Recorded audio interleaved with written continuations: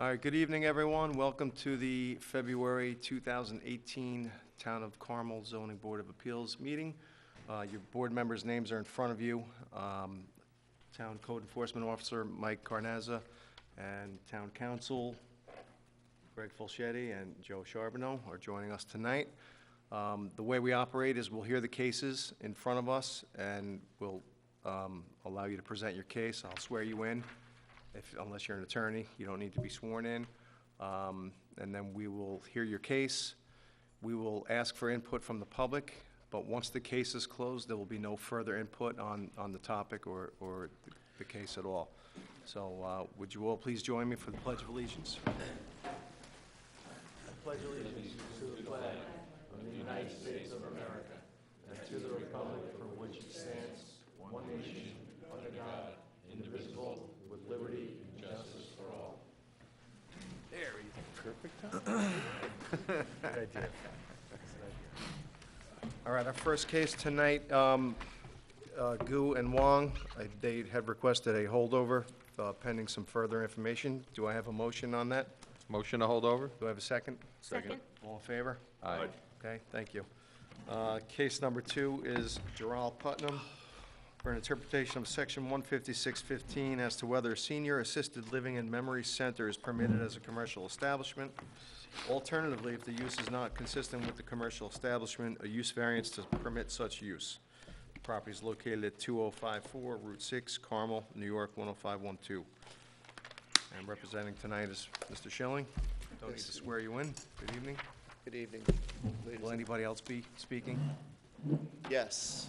Right, Should we swear them in as we go? yeah, we could do that.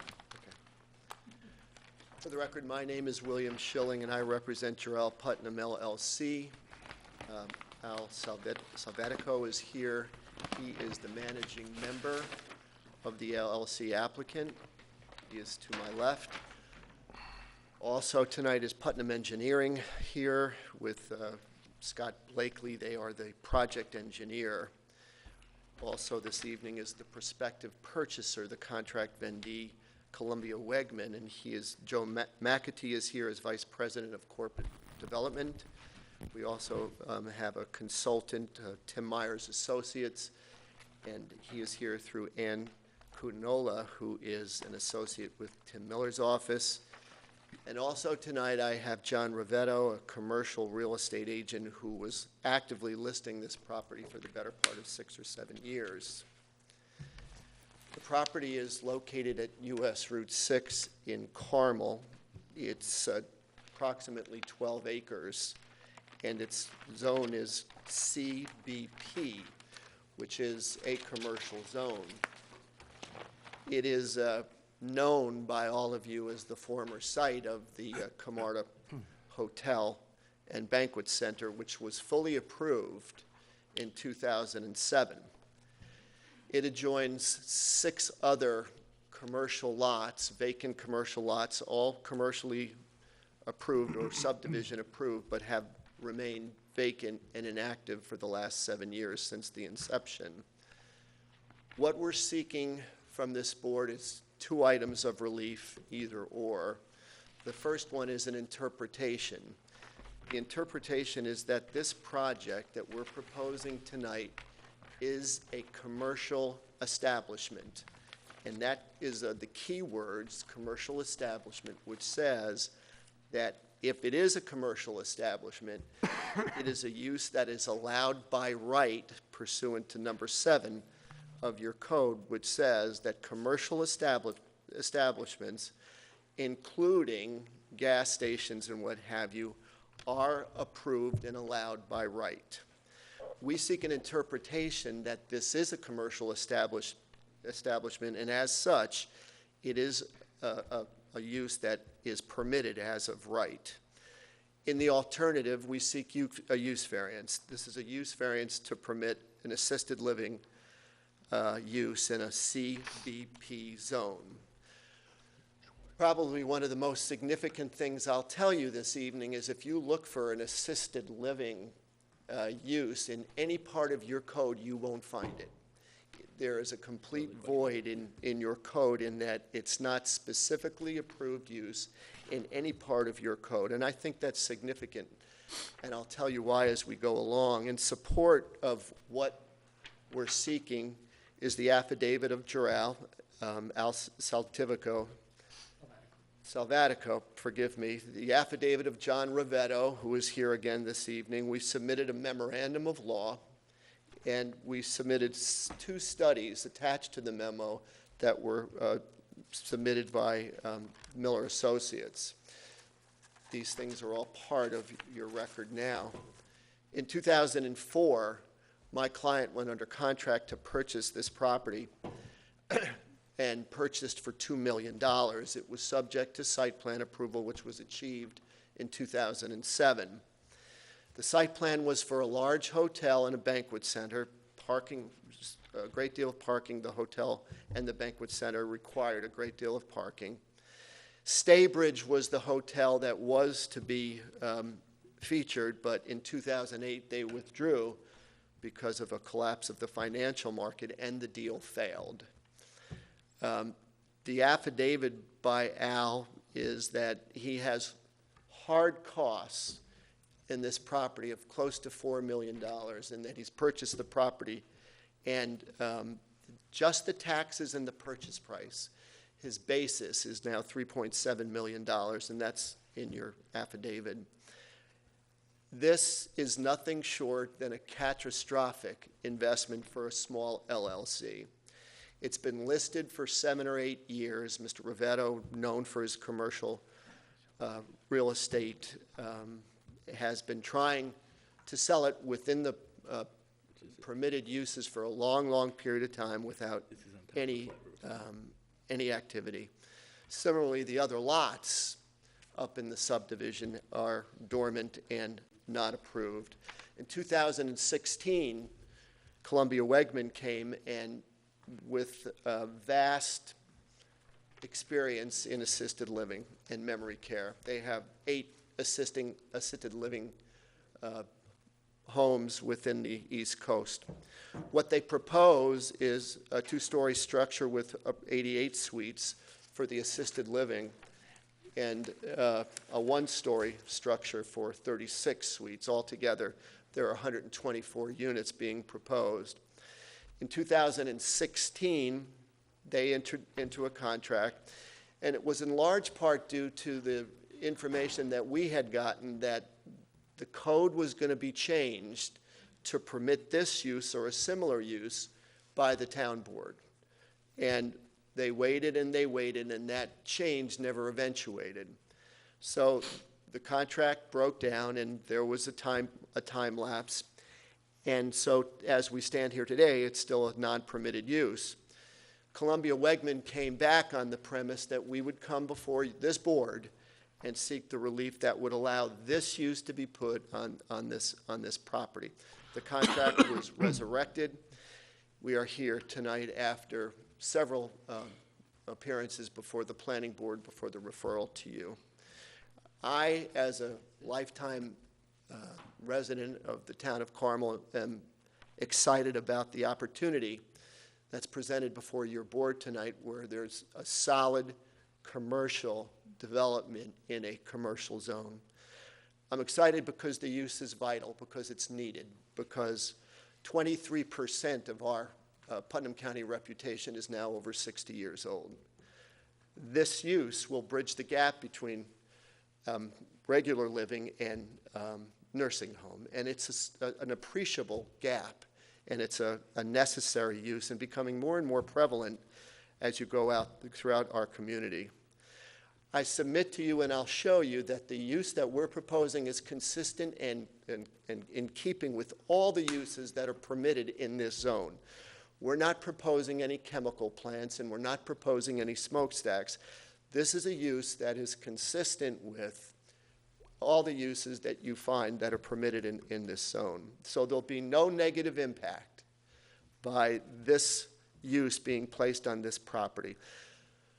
To the contrary, I think the hotel, which was so much desired back in 7 or 8 years ago, may become vital again because of all the necessary visiting that takes place in these establishments. Grandchildren, children, parents, friends. There's a constant flow of visitors to the property, all in need of lodging, and I believe this may trigger an opportunity for a smaller scale motel to settle in on one of these remaining lots. Second lot, right? Was it approved? Say it again? It was approved prior to for that second lot? Yes, yes. So I believe this will, the breaking of ground, the dirt and the shovel will entice other developers, clean developers with permitted uses to come and perhaps make this commercial site vibrant as it should be. Of interest to the board and to me is this will employ 65 to 70 people. This will employ 80 to 100 people for construction jobs. It will substantially augment our tax base. It is no burden to the town, to the county, or to the schools. There is no correlating burden to any of those municipalities. The study by Tim Miller underscores that, and we'll be talking shortly about to that. Miller's Associates surmises that there'll be as much as $110,000 annual to the town and triple that to the school if this use is permitted. I want to remind the board that a much more ambitious use was approved 8 years ago, and that was for the hotel and for the conference center. I do believe that the constant visitors that this use brings will trigger a lot of attention, including the potential for a hotel. And Miller and Associates and common sense tells you this will have a great derivative effect on our town. Restaurants, grocery stores, pharmacies, proximity to hospital. It's about 2 miles away, which makes this use, in my opinion, a perfect fit for this commercial zone. On the issue of the law, I seek interpretive powers, and I've talked a lot about use variance standards, but I hope you'll treat this one just as strongly as the use variance if we get to that, and that is this. The Carmel Town Code says that uses allowed by right are obviously permitted. One of the uses allowed by right is number 7. Uses allowed by right, number 7. It says commercial establishments, comma, including gasoline service stations.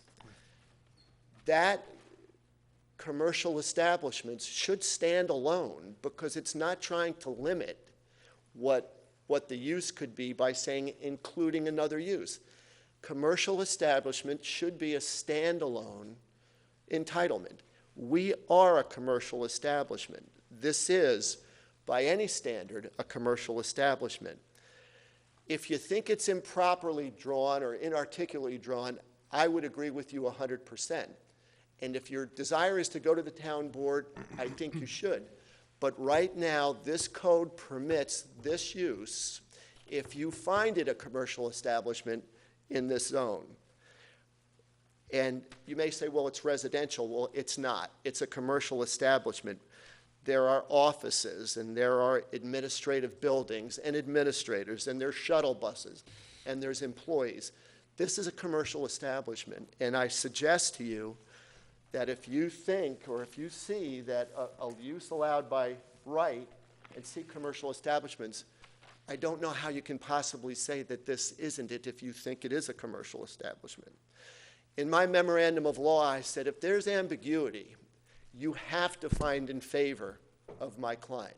If there's confusion or if there's 2 constructions to use, you by law have to find for the benefit of the landowner. That's the law. If it's not clear, if it's ambiguous, the ambiguity's got to be resolved in the favor of the landowner, and that's documented law, and I provided it in my memo.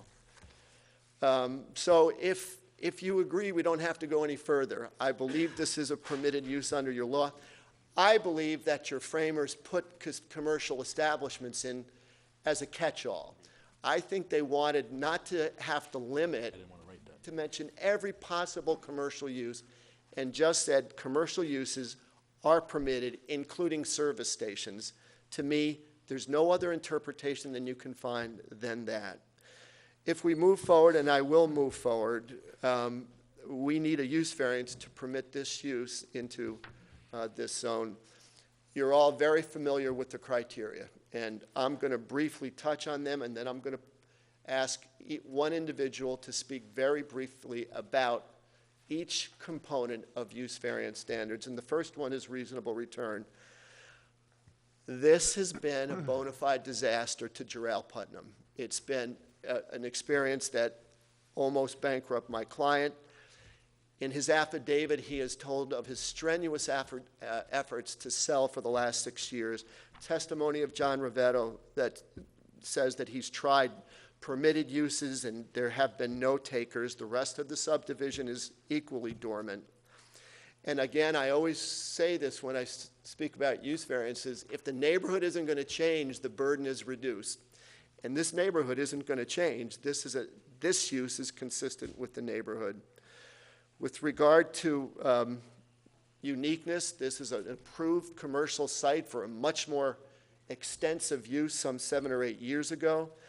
It's a much less ambitious site than was approved 7 years ago. There's nothing that allows this use and this, again, making it unique. It is an essential use given the senior component of our community. I've talked about the jobs, I've talked about the tax base, I've talked about the fact that the use is dire or certainly necessary in our community. With regard to the neighborhood, it's, I believe, our strongest argument. It is the most important criteria under case law. It is consistent with the permitted uses that are allowed in this code. For example, I can point to 3 right away. In this code, you can have a daycare center. In this code, you can have a hospital. In this zone, by conditional use, you can have a multifamily dwelling for the elderly. So this is a great big void here, but all of these uses are very similar and consistent with what we're proposing. So I believe that as a matter of law, the neighborhood would not change, or the potential neighborhood would not change, if users that are allowed, permitted in this use come. We're not a chemical plant. We're not, we're no smokestacks. So I believe the neighborhood will clearly not be affected. And the last criteria is self-creation. And Al will speak to his efforts very briefly. Cognizant of the time concern of your agenda, we'll go as quickly as we can. John Rivetto will spend a few minutes with you talking about his efforts to sell within the permitted uses. And so I'm going to turn it over to Al very quickly just to talk about his efforts to sell, talking about the criteria of reasonable return. Thank you. Good evening. State your name and address for the Albert record. Salvatico, 126 Somerset Avenue, Garden City, New York. Swear to tell the truth, I do. whole truth, nothing but the truth, so help you God. Yes, I did. I Thank do. you. Thank you for your time. I realize it's a lot on your agenda, and I can't really add a lot in terms of substance to what Bill has stated. I would, the numbers are the numbers. Ours is a small family business. It's me and my son and my brother. It's been a challenge. We came. We were invited here 14 years ago by the Putnam County Economic Development Agency, based on some recommendations that were made to them. The hotel, we had great expectations for the hotel. 2008 came, IBM downsized, Watson Pharmaceutical was sold, and the numbers just could not, we made every effort to engage joint venture partners. We spoke to Villa Barone. We spoke to major insurance companies on Long Island and in New Jersey. We spoke to a hospitality consultant in New York, Cooper Horowitz, who is very familiar with this area. We exhausted every possibility. So we're left to where we are today. We believe that assisted living is a wonderful use. Where we are, it's on Long Island. It's a robust industry. They can't build them fast enough, and as soon as they do, they're occupied. And being 68 years old, I mean, my wife said to me, Al, if you go first, I'm going into assisted living. So I'm so grateful for your time. Thank you. You're welcome. On the issue of uniqueness, Scott Blakely from Inside Engineering. State your name and address for the record, please. Scott Blakely. I live at 33 Guernsey Hill Road, LaGrangeville. Swear to tell the truth, the whole truth, nothing but the truth, so help you God. I do. Thanks. Good evening. We are the site engineers and landscape architects for the project. I don't know if the board has had a chance to review the site plan, but I'll just spend a real brief time walking you through this. Okay. As Bill mentioned, the site is located on the north side of Route 6 along the municipal line of Southeast in Carmel, which is right here. It's 11.8 acres, relatively gently sloping in the front. There's some hilly terrain in the back. Scott, just do me a favor, speak into the microphone as best as possible for Sure. the minutes to be recorded. And there is a water course that flows along the west side. As Bill mentioned, we did process the subdivision back in the early 2000s. We also processed site plans for this, for the hotel project. The uniqueness about this site for this use is that it's adjacent or surrounded by proposed development of senior housing. There's also the Pulte development in the area. So to the west and to the north is the Gateway Fairways residential development, which is about 300 senior housing units. What Carmel doesn't have is the ability for the senior population to move out of a single-family residence into the next phase of life. This project allows Carmel residents to stay within the town of Carmel as they age, and I think that's a uniqueness for this. This is going to be one of site. my questions. Is it exclusive to residents? No, it's not, First and but foremost? Okay. it is in the town of Carmel.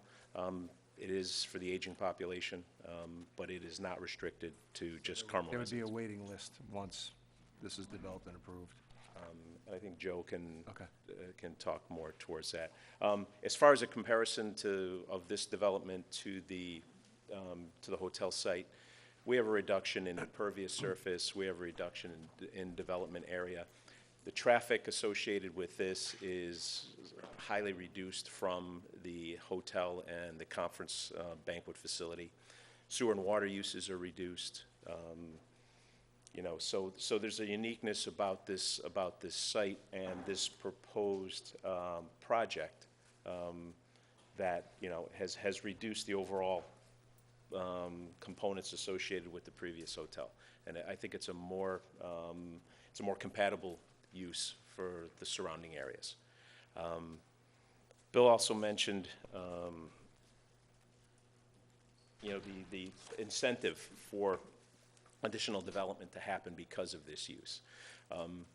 As Joe will explain to you, this is for seniors. It's for active seniors. They will live here. They will walk. They will go to restaurants. So it's not a nursing home, So they have transportation available to take the residents to shopping, to movies, to musicals, but they also have the ability to walk. And the subdivision was set up as a walking community, and as part of that subdivision, there was a walking trail proposed from the hotel across the subdivision road to the commercial lots that were proposed here. At the time, a restaurant and a pharmacy. And then this trail also goes through the Camarda development to the walking trail. So we've kept that connectivity for this site through to that future development. So I think it lends itself to, and it fits within what's proposed. And hopefully, with the economy turning around, we'll see some additional development on the other 5 or 6 lots in the Gateway Fairway subdivision. As Bill mentioned, this is unique because there's no other provision in your code for this use. We're involved in a number of senior assisted living facilities in other municipalities. And we've never come across one that didn't have an avenue to get you to this use. So this is a unique situation, I think, for the town of Carmel. I think it's a great use. I think you'll find Joe McAtee and his group to be a welcome neighbor in the community. And with that, I can turn it over to Joe, I believe. Okay, thank you.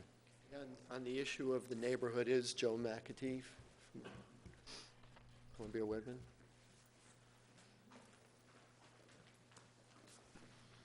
State your name and address for the record, please. Joe McEntee with 550 Latona Road, Let me swear you. Rochester, New York. Swear to tell the truth, the whole truth, and nothing but the truth, so help you God. I do. Thanks.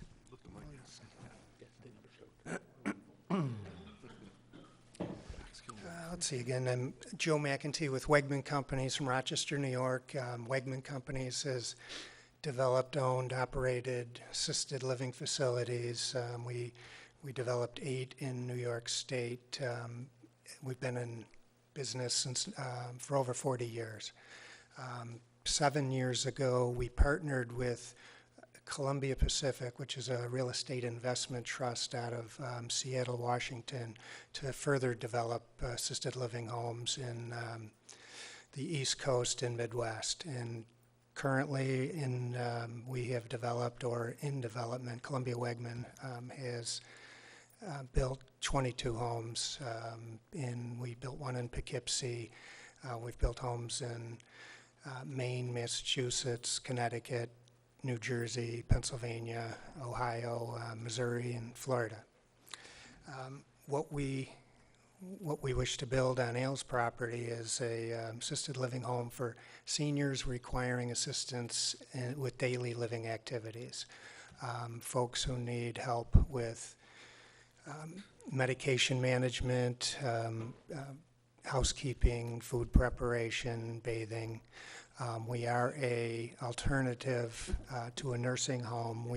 Our residents are more active, and we're a both care and financial alternative to nursing home care. The building itself that we're proposing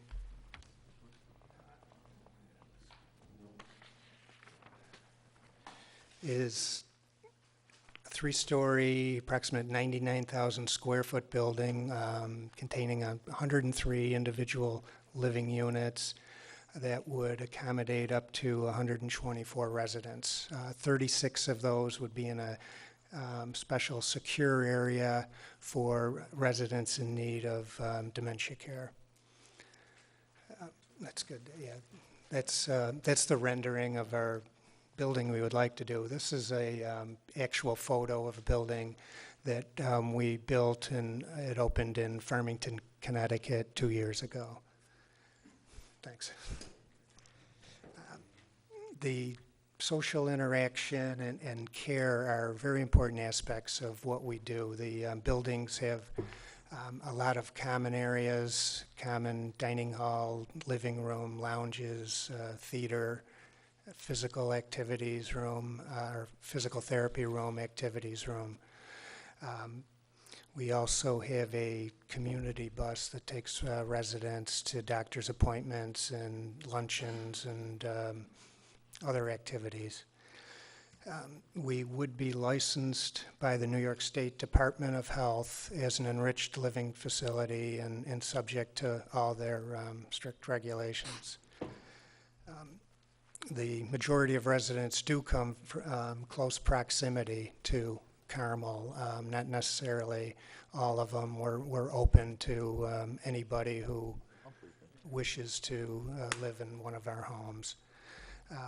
We've done both internal and third-party market studies and found that there is a strong need for what we would like to do. The site itself, the visibility and setting works well with us. Ideally, we like to be near some convenient amenities for our residents, for the residents' family, as well as staff. The surrounding commercial business uses along Route 6 work well for us. We have various locations with neighbors that have similar uses. I'll give you some examples. In O'Fallon, Missouri, our home is adjacent to a plaza anchored by a ShopRite. There's a bank and a Circle K gas station next door, as well as a dental practice. Lansdale, Pennsylvania facility sits across from a Marriott Courtyard, Culinary Institute, apartments, and a Walgreens. Our Springboro, Ohio facility is across the street from the Springboro Police Department, Town Hall, a medical office building, and next door to a donut shop. In Franklin, Missouri, that facility is next door to a large commercial office building, the EMC headquarters, and a local firehouse. Farmington facility is surrounded by a tech park and located across the street from a large independent apartment complex. I do have 9 or 10 other examples if you'd care to go through it, but for the most part, we've been successful in a number of mixed communities: commercial, office, business, retail, multifamily, residential, medical. Okay. If you have any questions, be glad to answer. Otherwise, I'll turn it over to Ann and next part of the presentation. Thank you.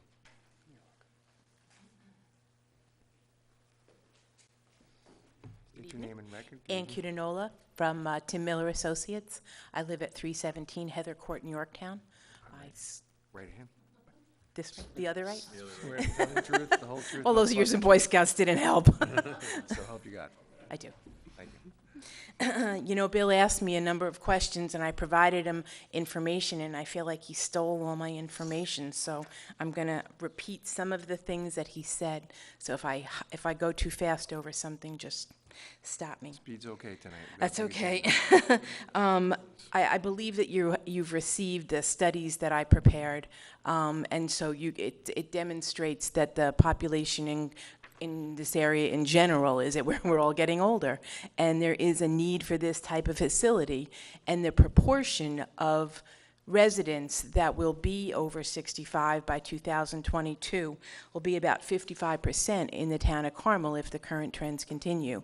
So we want to accommodate the needs of that growing segment of the population. As has been stated, this community is envisioned to provide housing for 88 assisted living residents and 36 memory care patients. This type of facility generates tax revenue to the community without placing any demands particularly on the school district.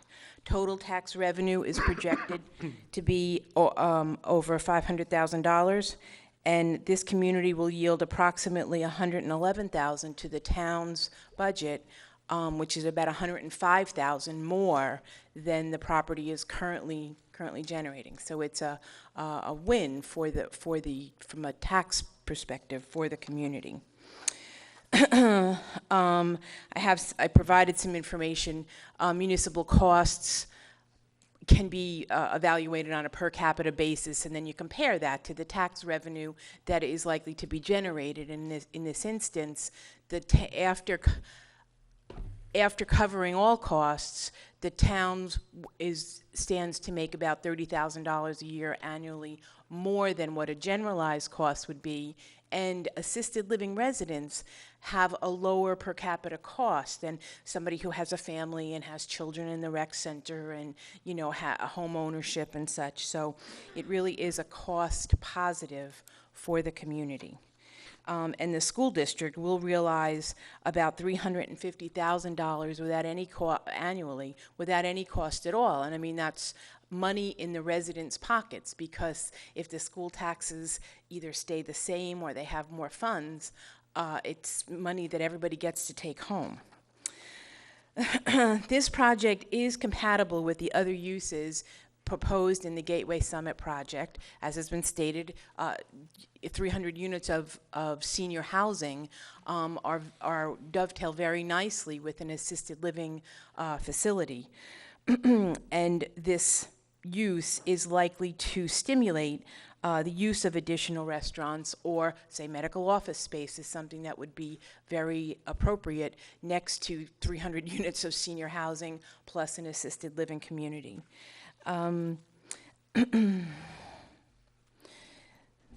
Development of the assisted living will serve as a spark for overall development of this property, which, as we know, remains undeveloped.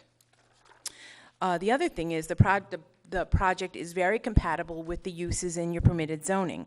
Some of the uses, which have been said: hospitals and clinics, commercial establishments, eating and drinking, retail sales and service, and daycare, among other uses. And as a conditional use, bed and breakfast, multifamily housing, and hotel. Assisted living is somewhere between bed and breakfast and daycare. It's, you know, it provides for your needs, but the population that needs to live there, it's almost like having children that need care. They need care, and they need somebody to take care of them. So it is completely compatible, and it really should be listed as a permitted use, but that's your code doesn't read that way. It's also one of the two commercial, this project is in one of the two commercial districts that were established by the town in the overall rezoning in 2002, and your comp plan specifically makes the statement that the commercial business park zone should provide for daycare and assisted living opportunities. So it's somewhat of an oversight that it isn't there. As Scott said, it is the use of this site for this use will provide an opportunity in the community and have a reduced amount of environmental impact compared to the Gateway Summit project. Traffic is less, many things are less. So if you have any additional questions, I'd be happy to answer them. One question as to the patients with dementia. Are they going to be in a secured scenario where someone can't roam outside and get hit by a car? A memory care That's a unit. question more so for Joe, but. Right, a memory care unit by definition has total supervision Okay. over their patients. 24/7. Yes, correct. Right, yeah. Right. Okay, thank you. Finally, the issue of self-creation. John Rivetto, the commercial real estate agent. Name and address for record, please. John Rivetto, 20 Ludingtonville Road, Patterson, New York. Swear to tell the truth, the whole truth, nothing but the I truth. do. Swear to God. Just, yeah. Yeah, I'm going to bring this up a little bit. I'm a commercial real estate broker with Julian Lawrence. I'm licensed in New York State and Connecticut since 1991. Julian Lawrence located at 2453 Route 6 in Brewster. Member of the Hudson Gateway Association of Realtors, 11,000 members, covering Dutchess, Putnam, Rockland, Orange, and Bronx counties. A member of the Commercial Industrial Division therein. Also a member of the Hudson Valley chapter of the New York State Association of Commercial Realtors. And we market our properties through, as premium members through the LoopNet CoStar website. We've been exclusive agents for Mr. Salvatico and Jarrell Putman since 2014. Over the course of that time, we've generated many inquiries during our marketing to include prospective hotel developers who've never really come to a second level of interest, to include Red Roof Inn and Marriott and some generic hotel developers. There was, back in 2013-14, another assisted living company that made an offer on the property, which never came to fruition.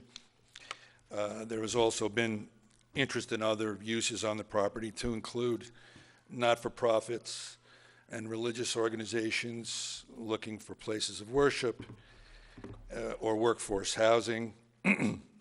We are the procuring listing agent, bringing Columbia Wegman to the table. If there's any questions, you can ask me now or ask Bill. Okay, thank you. So thank you for your patience.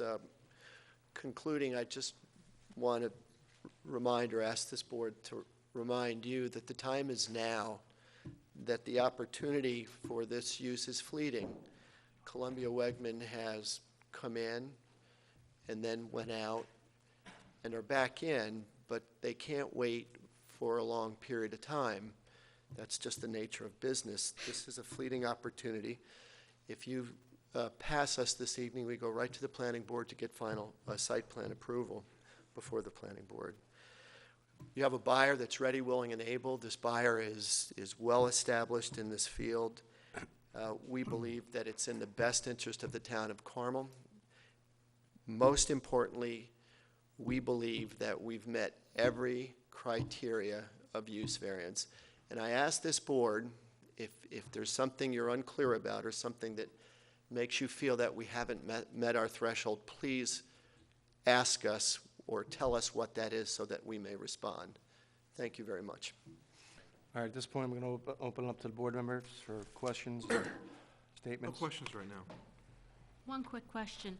Bill, you keep referring to one lot. How many lots are there? Are 7. And are some of them already None are spoken for? None are developed, no. None are developed at all, so it's But just, they're spoken for. Meaning spoken They have for- site plans developed for each of the lots, but some of them are only, they're not real, they're to show that they can do a site plan. Okay, so the multifamily up top, the 2 multifamilies are definitely laid out and approved, absolutely. The rest of them are all, yeah, but it was just conceptual, thank you. It was a conceptual plan to show that they could do this on this hill. Mike, this was the property that was in front of us a couple of months ago for the parking variances for the hotel that was existing there, or no? More than a couple months Yeah, ago? but yeah, It was a while ago, but yeah. yes, same property. Yeah, that's what I thought. I don't think it was just- a parking variance, was it? Stall size. Yeah, yeah, that's what it I was. think they met the code with number, Yeah. but they didn't meet the code with the Right. size of the spots. Correct. but this would be the first one to break ground. Yes. And is a serious taker for the property. You've met Mr. McAtee. Do you find him serious? Yes. From Rochester. The answer to that is an unequivocal yes. Unequivocally, yes. Okay.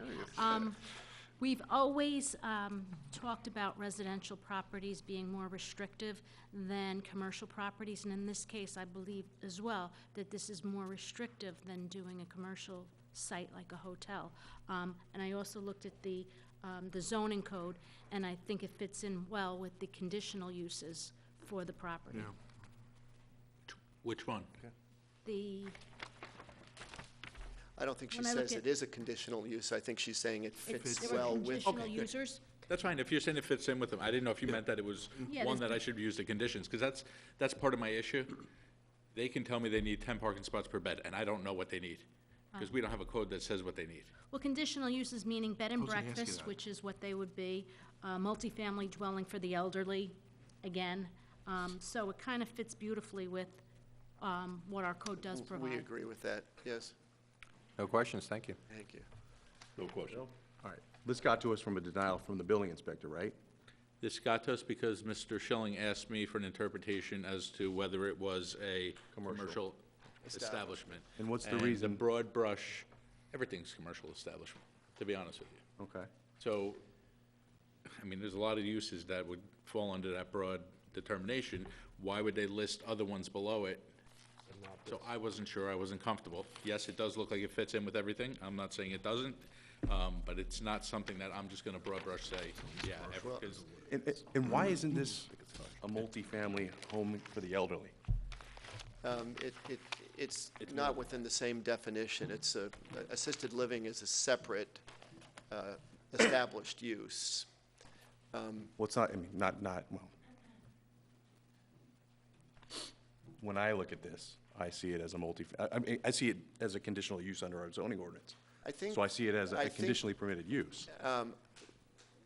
I think that the fact that it requires assisted living, not just senior, but assisted living, sets us apart from the use that you say.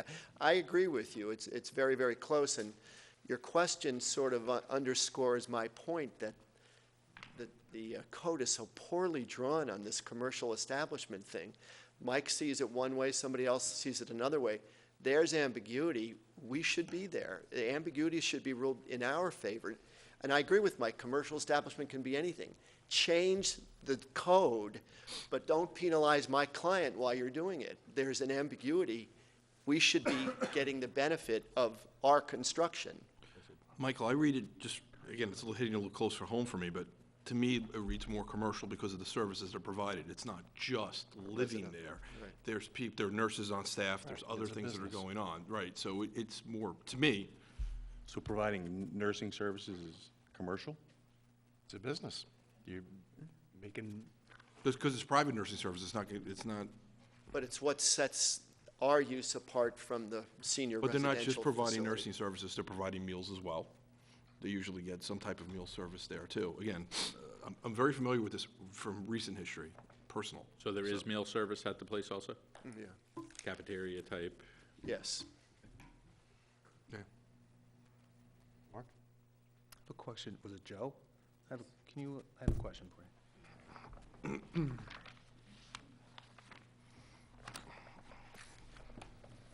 Can I assume, I'm sorry, you built these other facilities in other states and other municipalities? Yes.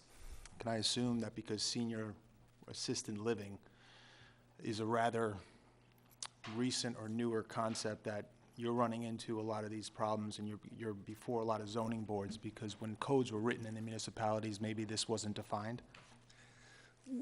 Yeah, it's all across the board. We're allowed in some municipalities as commercial, some as residential, some as multifamily. Okay. Yeah, the codes were Very- written back in the 50s, 60s, 70s, and 80s, There and was this no wasn't such even a thing. thought back in the time when it was written. So that's A lot more most of the seniors issue. now. But for me to say, yes, it's okay because I think it's a great use, that's not what I'm supposed to be doing. Actually, yeah, very few towns or cities have addressed specifically assisted living and where that use can be located. Okay. Thank you. You're welcome. okay. At this point, I'm going to open it up to the public. If anybody has any questions or concerns, please step up to the podium, state your name and address for the record, and I'll swear you in. Excuse me 1 minute. I neglected to hand out a letter of support signed by the county executive. It's part of your, I don't know if you have it, I'd just like to have it written for the record, okay? Pam? Yeah, just turn the microphone down to you. Do you want me to read it for the record, or? Yeah, I'll read it. You'll read it? Sure. Get your glasses. I'm gonna hold it out for you like this? All right, dated January 24th, 2018. I'm sorry, just bear with us one more minute. Dear Mr. Schilling, I've reviewed the proposed project known as Durrell Putnam LLC. I'm pleased that at last the commercial subdivision in Carmel, approved almost 10 years ago, is being developed by solid and needed commercial use. I support the application for several reasons. I'm advised that the project will present approximately 70 jobs. The developer has pledged to employ local union workers. The project presents only minimal municipal responsibilities. There is no negative burden to the local school districts. Significantly, it will serve to substantially augment the commercial tax base. It will attract other viable businesses to the remaining commercial lots, perhaps a hotel, which, given the many visitors which are attracted to the use, will become more viable. Local restaurants and merchants, et cetera, will benefit. Finally, there's a documented need, given the increasing elder population, approximately 25% of Putnam residents are over 62, which will be served by this proposal. It is for this reason and others that Putnam County strongly supports this project. Please accept this letter as my endorsement for the proposal currently before the Zoning Board of Appeals. Very truly yours, Mary Ellen Odell, Putnam County Executive. Okay. Ma'am?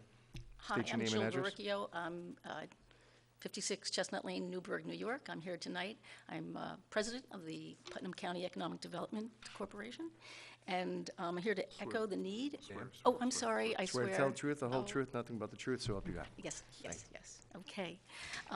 Here tonight to echo the need and add my voice of support for this assisted living memory care project. As we heard tonight, it's a 124 resident facility, of which 88 is for assisted living and 36 dedicated to memory care.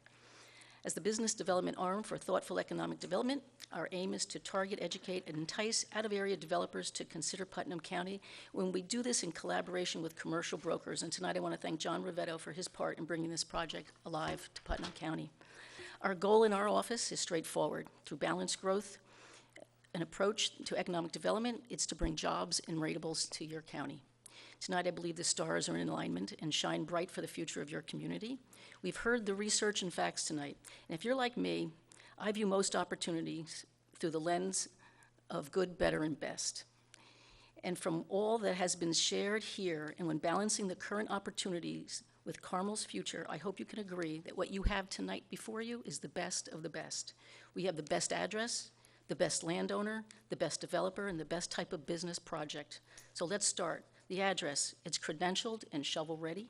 We have the best landowner who has a proven track record for commitment to your community. And we have the best developer. This New York State corporation has 40 years' experience in this industry, and they bring passion, expertise, and financial resources to Putnam County. And the best type of project, when we consider smart growth criteria, we examine the research and projections for Putnam County, its immediate and future needs, and we have a match. And for those unfamiliar, Cornell just came out with a research study which notes that 18%, there'll be an 18% increase of those aged 65 and over in Putnam County by the year 2040. So this project directly supports the need, the future need in health, for health independence and social interactions for your aging citizens. This opportunity will bring peace of mind to families that prefer to keep parents, grandparents local, as well as independent as possible. And additionally, we know with aging, uncertainty is a hallmark, and here with a 36-bed memory care unit, this offers a certainty of compassion for those with Alzheimer's and dementia. And then we have the obvious, the ratables and the jobs, and we heard folks mention it earlier. The ratables, what is that? That's the tax impact on this project. $40,000 directly annually will flow right to the county, plus with no impact to your schools, as we heard. There will be combined annual tax benefit for Carmel and the school district of $464,000 annually versus the current $15,000 that's being paid. Thank you, Al. And then there's the jobs. We have 85 to 110 roughly for the building and construction trades, followed by the lasting of 60 to 65 employees with a $3.5 million annual payroll. So in closing, I think Putnam EDC recognizes that we have a need for this type of facility, and we hope tonight Carmel, being the first of the county sites recommended, takes advantage of your opportunity tonight to bring the best of the best to the best location. Thank you. Thank you. Anybody else wish to be heard? Come on up.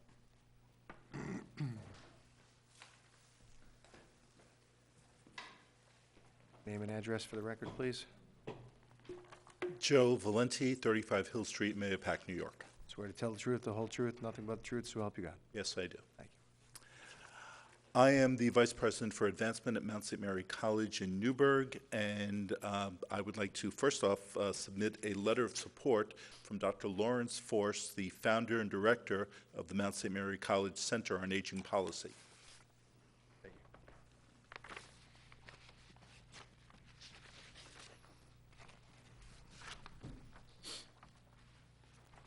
Keep reading. You want me to read? Nope. Feel like reading, Silvio? Yes, you could read it. As long as you could see it, you could read it. Would you like to read this No. as your presentation, or? Whatever your preference is. I think we're all seeing that there's a lot of support here tonight. Does anybody have any opposition to this application tonight? So I don't think I'm going to need to read this. I think we're all. It's made part of the record. Yeah, it's part of the record, and Okay. we'll keep it as such. If I could just add one more observation. A significant number of Mount St. Mary College students and alumni are residents of both Putnam County and the surrounding counties. The school is known for its School of Nursing, as well as many majors in the social sciences.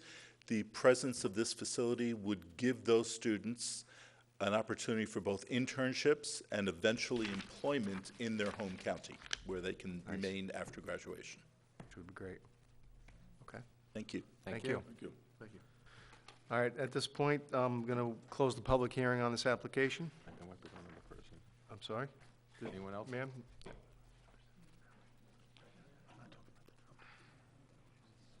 I'm sorry. Name and address for record, please. Debbie Warburton, 20 West Crooked Hill Road, Pearl River, New York. Swear to tell the truth, the whole truth, nothing but the truth, so help you God. Nice to swear. As I said, my name is Debbie Warburton. I'm the Associate Director for Advocacy in the state of New York for the Alzheimer's Association. And we were asked to come and give some thoughts on the need for such a facility in this area. And I can only echo what I've heard here, that Putnam County, as in other counties in New York and all across the country, seeing the population age and feeling the need for some sort of a living environment that will bridge that gap between the time that people can live on their own at home and the time that they need skilled nursing care. I would say that currently in New York, you know, I don't have Putnam County figures, but currently in New York, 390,000 people currently have Alzheimer's. This number is expected to increase to 460,000 by the year 2025, which is not that far away. And so as that number increases, the need for good dementia care that recognizes the personhood of the individual, as well as keeping them safe in the least restrictive environment is only increasing. And as you can see, I've marked up my page, so I'm not going to read it all, but, Thank you. you know. Thank you.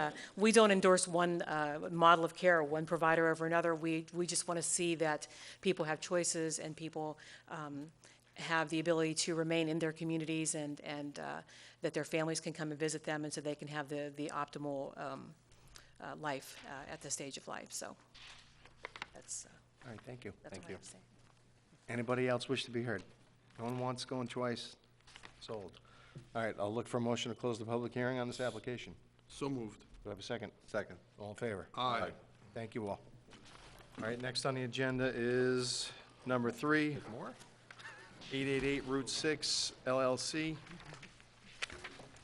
which is Verizon Wireless, that for a variation of Section 15637D, seeking an area variance to install a public utility wireless telecommunications facility on the roof of an existing building. Property is located 954 Route 6, Mahopac, New York, 10541. Good evening.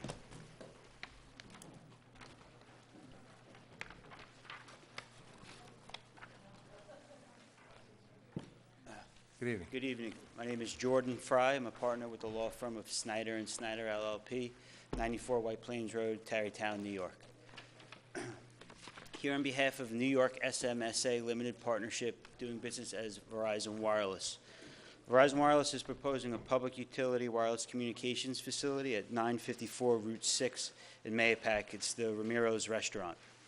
The facility consists of 2 small antennas on the building rooftop, which is going to be concealed within a stealth enclosure designed to match the building. We've provided the board with visual simulations showing the proposal. We're here tonight because the planning board had referred this application to the zoning board in connection with the town's policy to clean up pre-existing nonconformities, as well as for a parking variance.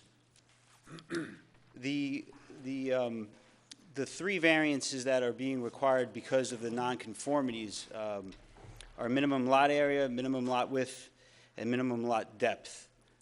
This proposal does not change any of those bulk requirements. Nothing is changing in terms of bulk. The only variance that's requested in connection with the facility is simply 2 parking spaces, and the facility is going to be unmanned and it's going to require a visit approximately once a month. Now, one thing I wanted to bring to the board's attention is that this isn't something new that this board has seen applications like this in the past. One example is at 946-954 South Lake Boulevard. This honorable board did grant a variance to Verizon for the very similar circumstances where Verizon was utilizing a pre-existing non-conforming lot. In that instance, the board granted area, width, and depth variances, just like in this instance, except for those variances were actually larger. In addition, the board had granted side yard, front yard, among other variances. I actually submitted a letter to the zoning board secretary, which I understand was emailed to all the members, but here's a hard copy for your files. Thank you, sir. In addition, at the last meeting, we were requested to provide some supplemental information, which has also been included with our documentation. We've submitted 2 radio frequency engineer affidavits from Verizon Wireless's radio frequency engineer. The first affidavit was submitted to the planning board explaining the need for the site, which is really a network capacity issue. This site is needed to help relieve other sites in the area because of the demand for Verizon Wireless's services in the area. The second affidavit, which we submitted, is a supplemental RF affidavit. At the last meeting, we were asked whether or not Verizon Wireless could utilize the Kmart building across the street. Within the supplemental affidavit that we submitted, there's a map showing the location of the Kmart building, the proximity of that to our facility, proposed facility at 954 Route 6. It's an aerial map. You have it for your record, and it shows that the Kmart building is not only set back 500 feet approximately from Route 6, which is the main thoroughfare that this site is going to be covered, but there's actually existing ridge lines that are blocking the radio frequency signal that would come from a facility on the Kmart shopping center. Whereas the facility that we're proposing has a clear line of sight, both north and south on Route 6, including in between ridge lines. And that's why that site is the best alternative, is the best option for Verizon Wireless, and why the Kmart shopping center would not work. In addition, we submitted information by way of an alternatives analysis from Verizon Wireless's real estate consultant. He originally had submitted an affidavit to this board with respect to explaining why, hey, there's no existing facilities that Verizon Wireless can go on, there's no existing tower, and that's why we're using the rooftop. The supplemental affidavit we just submitted explains that the other buildings in the area are not sufficient. Most of them are one-story buildings that are not tall enough to satisfy the need for the site, as well as there's other vacant land which would not be sufficient because there would be nothing for us to co-locate our site on or affix our site to. And finally, there were property owners that just weren't interested. In this instance, if you go back to the supplemental affidavit we submitted with the clear line of sight, you'll see exactly why this site is a perfect site for Verizon Wireless and is the best alternative. Since we did run through the 5 factors pursuant to 267B last meeting, but I'd like to go through them again, and as well as answer any questions regarding this site. So first off, regarding any undesirable changes to the neighborhood or any detriment, again, there's no change in bulk in connection with this application. Absolutely zero. No change in bulk. The antennas are going to be concealed within a stealth enclosure which we've simulated, such as to blend in with the existing building. There's actually going to be a benefit to the neighborhood. The benefit is that the residents will be able to use the Verizon Wireless's wireless services, as well as emergency personnel such as the fire department, police, E911, so there's a benefit to the community. As stated before, there's no feasible alternative. We've looked at the other buildings in the area. We've looked at the Kmart. This is the best site. It's got the best line of sight for the facility. Regarding whether this variance is substantial. Mr. Frey, I'm sorry to interrupt Sure. you. So the goal of the site is to ensure wireless service for travelers on Route 6? No, the goal of the site is to provide wireless services for anyone within the vicinity of the site. Route 6 is the most heavily traversed area, so that's the the focus. And because of the demand on Route 6, it's a capacity issue for Verizon Wireless's entire network in the area, and this site is going to help relieve that capacity issue. I didn't mean to jump you, but. Sure. Because you were on that and I was looking at the map, I figured. Sure. Regarding whether the variances are substantial, these variances are not as large as the variances that were previously granted by this board in connection with the resolution that I had submitted for the record for the South Lake Boulevard. In addition, I have to reiterate, we're not changing anything in terms of bulk. There's no change with respect to bulk at all. Any adverse effect on the environment, this is on a building rooftop. We've submitted FCC compliance reports. In connection with the letter we submitted tonight, we also submitted an updated report confirming that the site over the next door neighbor at 950 Route 6, who spoke in opposition of the site, the facility is clearly within all FCC compliance. In connection with that property, the facility is less than 1% of what is permitted by the FCC. In addition, I'd like to also state with respect to that property. And that's in regard to health concerns for? Yes, RF emissions concerns, which, by the way, the board is precluded from discussing. However, we've submitted that for the record, for the neighboring property owner and for the board as well. Regarding whether or not this is self-created, the existing topography requires the site such that it has a clear line of sight. In addition, radio frequency waves are distorted by man-made structures, natural features, and the site is required in order to provide the necessary service to the area. I'd also like to remind this board that Verizon Wireless is a public utility under the New York State law and is also provided deference pursuant to its public utility status. I'd be happy to take any questions the board has, and I'd also like to make the request that if there is any public comment, that I do have a chance to respond tonight. Of course. Sure. All right, I'll open it up to the board. Mark, any questions? I have no questions. No questions from me. No question. No questions, thank you. What does stealth screening look like? Do you have a picture of what it's going to look like? Sure. So in one of the exhibits to the memorandum that we had submitted, that's Exhibit 2. Exhibit 3 to our original memorandum. The original one, not the. There's not the- two actual options with respect to the stealthing that we had gone over with the planning board, which during that planning board stage, they will decide, which they prefer.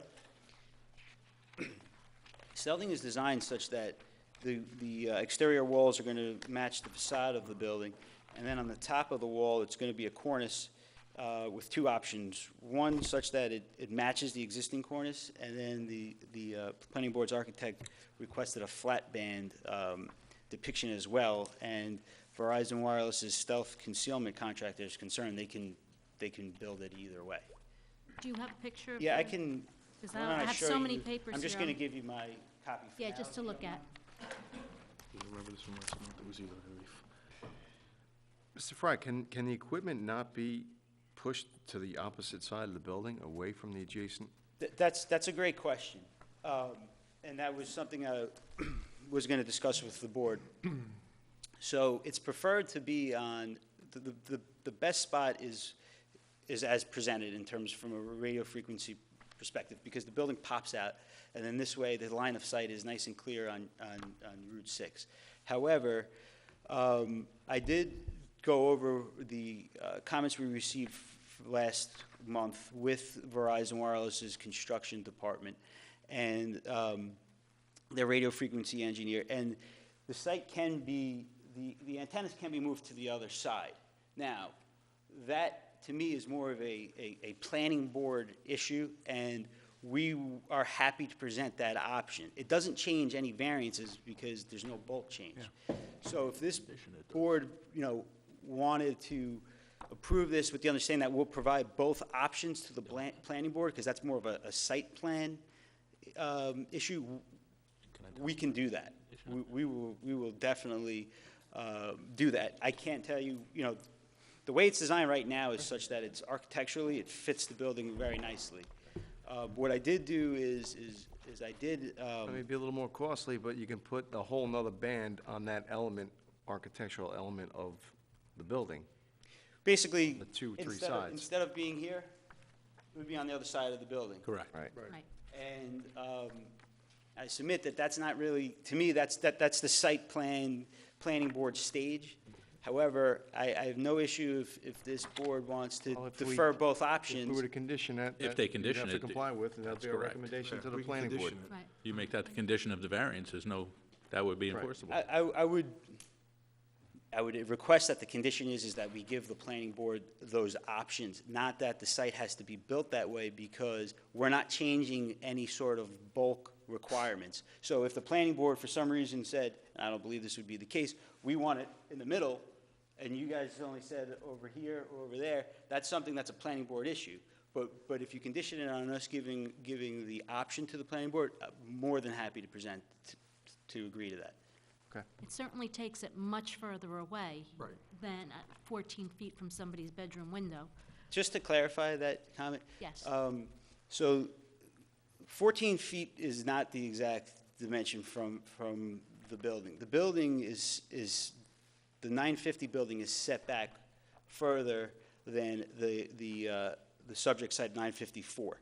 So when you're talking distance, you have to take that angle, then the building is lower than Verizon Wireless site. That's another 8 feet down. So 14 feet is not an accurate. It wouldn't be a diagonal from Well- here to here? Well, you have to go 14 feet, and then you need to go, I believe, actually, it might be more than, I have to look at my notes from my engineer, but I believe it's probably approximately like 30 feet away, because there are different heights, and there's an angle. It's not like they're right next door to each other, 14 feet. What he's saying, Rose, is the 14 feet's across between the two buildings, but in actuality, you have to draw this diagonal here, which Right, is and gonna then you be have to go more, down. and then you have to go down. So he's, that, for what Mr. Fry is stating is that it's Whatever, not though. 14 feet. If you put it on the other side, it's gonna pull it that much further away from Oh, the yeah, the no, other no, unit. I agree, Mike. No, I'm just clarifying for us. Yeah. One of the things that I did read is that they will have a RF alert system that's monitored. Who monitors it? How quickly do they monitor it? So there's two things that I think what you're referring to is that there's a radio frequency notices that are required by the FCC to be placed. They will be placed up there. The site is monitored 24/7 by Verizon Wireless's operations. I don't know exactly what you're referring to. I think it was the signage. On page 13, the rooftop analysis shows that the calculated RF levels potentially exceed the FCC MPE limit at each of the Verizon wireless antenna sectors. Right, so that, what that's referring to is at the actual antenna, where the antenna is, that's outside of, and this is based on worst-case situations, that's outside of the limit, worst case. However, with the notification signs, then it's permitted by the FCC. Now, just to be clear, again, this is not something for the board's decision. However, everywhere else outside of this red is well below, like well below, the highest limit on the rooftop, not standing right in front of the antenna, which no one should be doing, and actually cannot because there's a stealth enclosure. It's not physically possible. There's the rooftop less than 3%, and the adjacent property less than 1%. But again, this is preempted by federal law, and this is more informational than anything. All right, Silvio, anything? Nothing. How high are the antennas? The antennas are, I can tell you the exact height.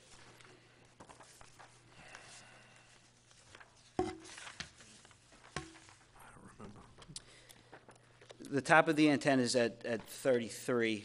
The roof is at 30. So 3 feet above what exists? Yeah. Okay. I think correct. 3'6" was the enclosure Oh, Right, above think that's the right, John. existing parapet. right. All right, any other board members have any questions? No. Guys, good? All right, at this point, I'm going to open it up to the public for anybody.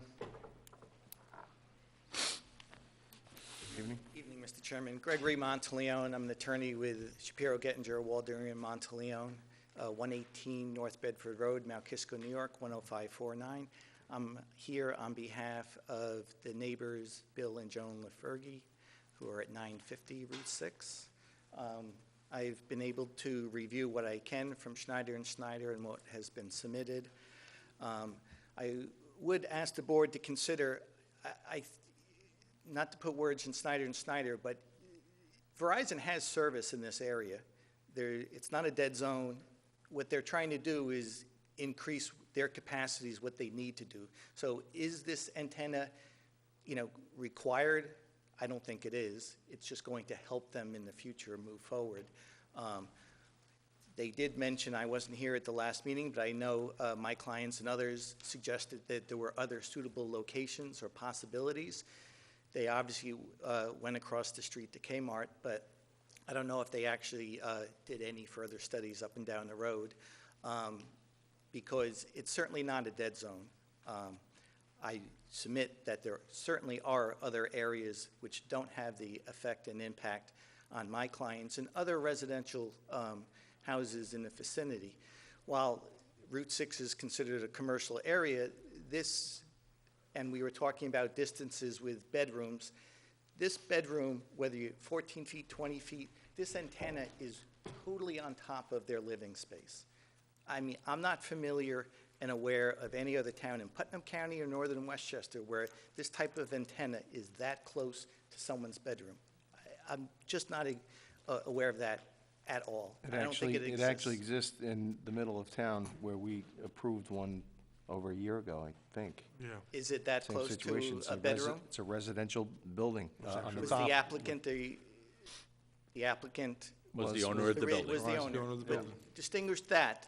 That's someone who was getting a financial benefit from that, and they were okay with it. Sure, but I So don't recall if the it- facts of that, but I believe any health concerns, we did vet. I'm not for the worried, same- I'm not talking about health, but I'm talking about if it's there, they don't have any problem with putting it on for their financial benefit, so it doesn't affect the criteria.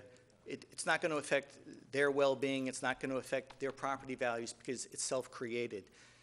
The Lafergies, it's not self-created. Obviously, it's going to affect their property values, it's going to affect their life. This is equipment, so while it may not be common, it can clearly catch fire. These things, you're talking about being somewhere between 14 and 20 feet from someone's home. So if they're sleeping in the middle of the night and this catches fire, this equipment catches fire, fire jumps. I mean, this is, you can spit to it right next I think door. the- So The fact these are that it's a all- restaurant is more of a hazard with gas and stoves. But More of a hazard what I'm than saying that, is, but- this Yeah, and is there's a power lines component. right in front of the building, too. I mean, I'm sorry? we could make all of these arguments. There's power lines in front of the building as well. There's no question. It's over a garage. But there are criteria which stand by themselves in regard to my clients and other neighbors, and I don't think I'm the only one who's going to be standing up in regard to this. Counsel, just a quick question for you. Do you have any opinion on the variances that are being requested? Well, the parking variance, they need two spaces. These antennas cannot be installed without the parking variance. This property has had a number of variances in the past. It's been pretty much varianced out, to be honest with you. But in regard to the parking spaces, without this board granting the area variance for these parking spaces, these antennas clearly cannot exist. But we've granted these before. What makes this case so different? Because I don't see this going to an Article 78 and surviving if we'd said, oh, all of a sudden, this one doesn't work. I'm not going to make an opinion as to whether a judge is going to rule one way or the other. I think that's I don't think that stands. interpretation. And as for the And- argument of the other variances, the building has that issue today. Nothing has changed. I don't As think the Mr. board is Fry going to make a said, the bulk determination is- whether their decision is reversible in a court of law. That's not the Could criteria. could- that's could to you be just used. help me along, because I'm not a lawyer? Could you address the 5 factors, how you're seeing it? Because that way maybe it could help us understand where you're Sure. coming I from. mean, you've gone through the 5 factors in every application you've had before. But I want to hear your interpretation of it. Sure. Okay, it's how it affects the screening in regard to the stealth blocking. that in and of itself, it seems like they're more concerned about blocking the view from people driving up and down Route 6 rather than my clients. To my knowledge, no consultant, no engineer, no one from Snyder & Snyder has ever stepped into my client's building, gone into their house, going into their bedroom, looked out their window and said, hey, how can we make this better? We talked about it before. If, and I would submit that the board should not grant this variance, but if they do, clearly a condition of this, not an option, but a condition should be to move this to the other side. That's why I brought that up I mean, tonight. I mean, to give an option is just not right, because there is an alternative that will work, that won't affect any service. That's noted. While it will create maybe a little more architecture to a facade. I mean, to put it over here, there's an easy solution. But I submit that this is an application that's not required. It would be helpful to Verizon for their service. But is it going to change anyone's, is it? But requirement is not one of the criteria, and that's It's- where I'm it's hung up not, when you sir. keep saying that. I'm asking for the Right, big right, picture, so right. you're asking me. Right. Do I think if you're asking what the property value is of putting an antenna while you're going to put stealth screening on it, is there an effect on their property value? Yes, it's a business, but it's a residence. Understood. That's a Mr. better LaFerge argument. is 65 years old. That to me is a He's better gonna be argument. retiring. Right. You're asking me to go one by one. Mm-hmm. I'm trying to cover a lot of ground, sir. Thank you, sir. Again, I think not only my clients, but there are other neighbors who this affects. So I don't know if the screening has been properly addressed for both front and back. I don't think anyone driving up and down the street, going down Route 6, has a real problem with looking at an antenna or not. It's really the neighbors in the front and the sides that the real concern should be. Again,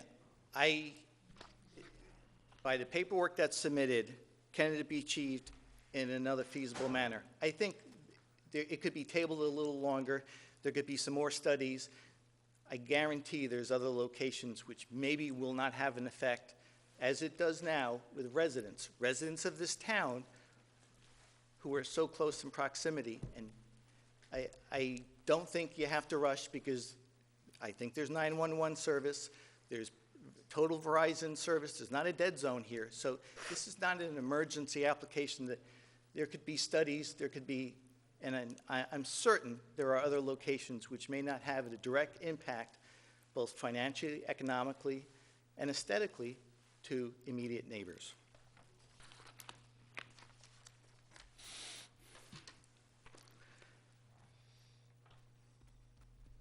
So I would just ask the board to consider all these factors. There's definitely the economics. There's definitely I find it hard to believe that when my clients retire in the next 5 years and go to sell this property, that their property values are not going to be incredibly affected by the location of these antennas. They're 33 feet in height. You're saying, well, it's only 3 feet above. They're 33 feet in height. They're significant antennas. I do believe it will have an effect, not on the health, because I know that's not an effect, but I do think that they can be placed in different locations where it will not have an immediate effect, both economically and aesthetically on the clients. Thank you very much for your time. Thank you, Counsel. And again, just for clarification, would you be okay with it on the other side of the building? No, I wouldn't. But if the board is going to grant it, I would 100% say it should not be with an option. It should be a condition that it be placed on the other side, and that my client's site, because I don't think anyone has gone onto their property and in their bedroom and done an analysis, or even had an effect, because if you're going to bring this application before your board, I think they should have been in their bedroom. They should have been on their property. They should have been on their roof. And they should have provided this board that information at the minimum, because of the incredibly close proximity. But sir, the antenna is not in front of this board. We're talking about parking spaces. Right. And we're talking I about understand, but lots and yes, widths. That's a It- planning issue. That's what we're talking about. And that's the problem. That's really a planning issue. That's not a zoning issue. And I think, Phil, you This made an board excellent point. can put a condition. Sure. Doesn't have to have an option. Sure. And that's noted. Okay. Thank you. Thank you, Council. Anybody else from the public wish to be heard on this application? Good evening, everyone. Please state your name and address for the record, please. Joan LaFergie, 950 Route 6, Mahopac, New York. Swear to tell the truth, the whole truth, and nothing but the truth, so help you God. Yes, I do. Good evening, everyone. I'm here tonight again from the last meeting, Just turn the microphone, there you go, thanks. from the last meeting of January 25th, of course. Some of you were not present, unfortunately. However, I am here to object to my neighbor's proposed zoning variance. The owner of the building is Michael Borelli, our town councilman. I believe that the variance required does not meet the essential character of the neighborhood. It'll negatively change the effect of the neighborhood and property values. I'm also a realtor, and that is a fact, unfortunately for us, apparently. The change will also pose a threat to the health, safety of my neighborhood, myself, my future tenants, employees, being so close and right on top of us in proximity. The change is not desired by the neighborhood, and I have a petition that was signed. If you would kindly look at it, I gave it a copy to everyone to look at. That's all the area, most of the area, neighborhood. We're a small little community down at the end of Mahopac. I believe this is a use variance and not an area variance request. So I'd like your opinion on that as well. And I do believe that there are other areas in which this tower can be placed. Apparently, Mr. Fry is dead set on this particular area and does not want to approach other people, even though he has been asked by the planning board. I've gone to every meeting to approach other people. They wanted to see proof of that. He has no proof because he has not called or contacted anyone. I have called many times over to the Kmart Shopping Center. He has never once approached or spoken to them. So that's a total lie.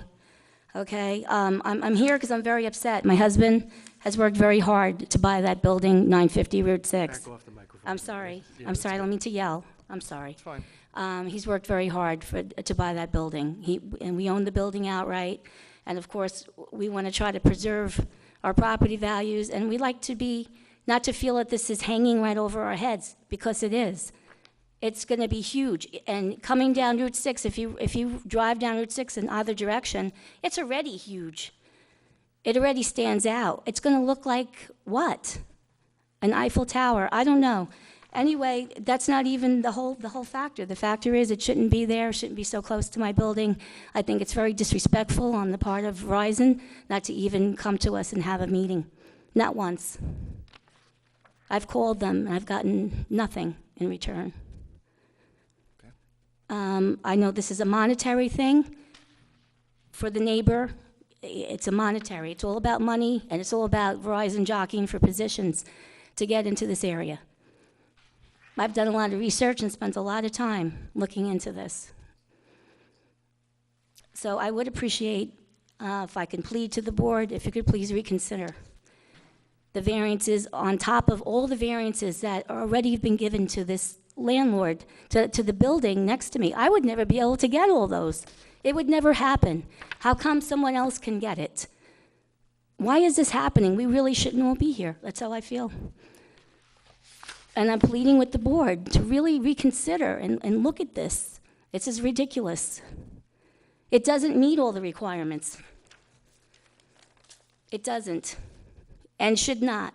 Because I know that if I went in front of you to get all of these variances, I would be told no. Most likely. That's your opinion, but I would appreciate if you would certainly look into this further. There's been no studies done. There's been nothing done. I mean, they're just popping up all over the place because people haven't given them any criteria at this point in time. I don't feel it's right. And really, if you look at my petition, people were very unhappy with it. They were not happy to hear it was going up. We have lightning speed. Verizon, I have Verizon. Lightning speed, I have no problem. Phone, computers all over the building, I have no problem. I don't know what the issue or the need is, but the need is not at 954 Route 6. I do thank you very much for hearing me, and I am pleading to the board to really reconsider. Thank you. Thank you. Anybody else from the public wish to be heard on this application? Greg Pellegrino. I own the property, 381 East Lake, backs up to the building. Raise your right hand. Swear to tell the truth, the whole truth, and nothing but the truth, so help you God. I do.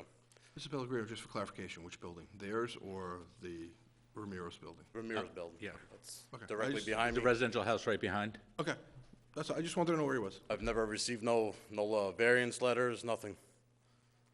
I have the same concerns as my neighbors. I'm worried about my property value going down and radiations. And it's too close to my house, and I have a two and a half year old son that plays there. I don't want that. It's insane. Who would want that near their house? Way too close to a residential neighborhood. And as for a variance for the parking, his parking lot's already on my property. There's about 3-4 spaces that it's already on my property. He never got my permission, and he's got a fence on my property. So that's all I have to say. Thank you. Thank you. Thank you. Anybody else wish to be heard on this application? Bill LaFergie, I own 950 Route 6. Swear to tell the truth, the whole truth, nothing but the You truth. swear to tell the truth, the whole truth? and Yeah, nothing you but the got truth. it. So help you Basically, God. huh? So help you God. Oh, my God. Basically, you've given them a lot of variances, okay? It's created a problem. We have a drainage problem, okay? The problem is, and I had a discussion before with Mike, you grant the variance, I'm pulling the drainage. You can take the drainage someplace else, probably gonna cost the town about $3 million. Not a problem. He took the drainage off his property, okay? And I mean, come on, what are we doing?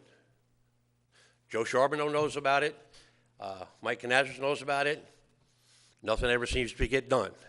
Like I said, he gets the variance, we fill in the drainage. I want it off my property. I'm no longer going to participate. Mike Burley didn't have to participate in it. He filled the drainage system. So, Unfortunately, it's I not know an one issue- thing doesn't have it's anything to not do an with the issue in other. front of this board but, right now, you know, so- unfortunately, I've talked to other people, and they don't get variances either. It seems Mike Borelli gets any variance he wants. He's on the board. You know what? I don't know who's on the take. I'll leave it at that. Like I said, and you got two lawyers standing there right now. If he gets the variance, I'll make it simple. The drainage is done. All right? Okay, thank you. All right, Mr. Fry, you wish to respond? Anybody else in the public wish to be heard?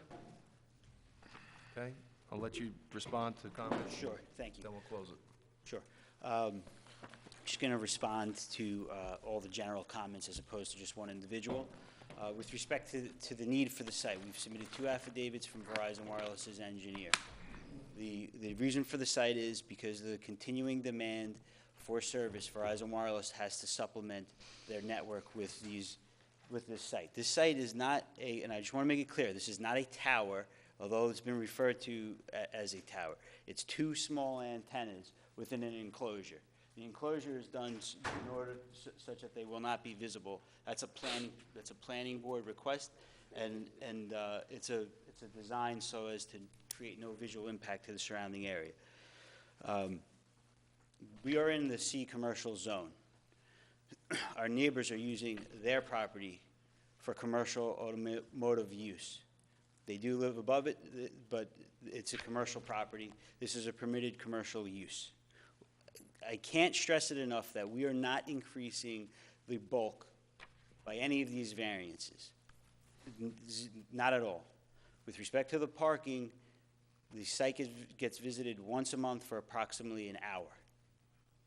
It can be done during business hours, which is when it's typically done, not during restaurant hours. There will be no impact with respect to parking.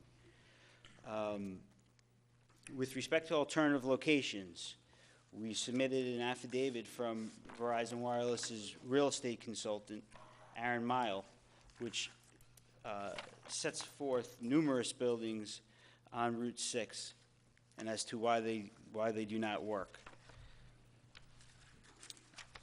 That was Just dated pulling from it. yesterday, right? February 21st?